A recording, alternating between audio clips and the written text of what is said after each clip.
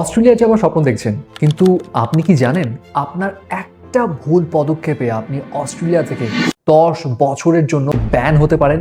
2026 সালের 8 জানুয়ারি থেকে অস্ট্রেলিয়ার ইমিগ্রেশন নিয়ম কিন্তু বদলেছে এবং বাংলাদেশ এখন অ্যাসেসমেন্ট লেভেল 3-তে।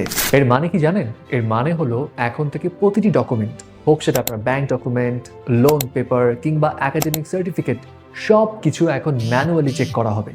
এখন চটকদার বিজ্ঞাপন দেখে আপনি যদি প্রলুব্ধ হয়ে যান কিংবা অসাধু কোনো এজেন্টের কথায় আপনি যদি জাল বা ফেক ডকুমেন্ট সাবমিট করেন, তাহলে ভিসা রিজেক্ট তো খাবেনই, এছাড়া আপনি 10 বছরের জন্য ব্যান হয়ে যাবেন, অর্থাৎ ব্ল্যাক লিস্টেড হয়ে যাবেন অস্ট্রেলিয়া থেকে।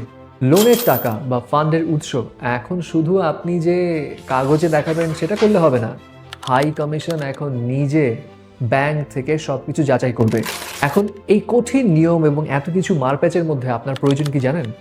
একটা অথেন্টিক, সঠিক গাইডেন্স।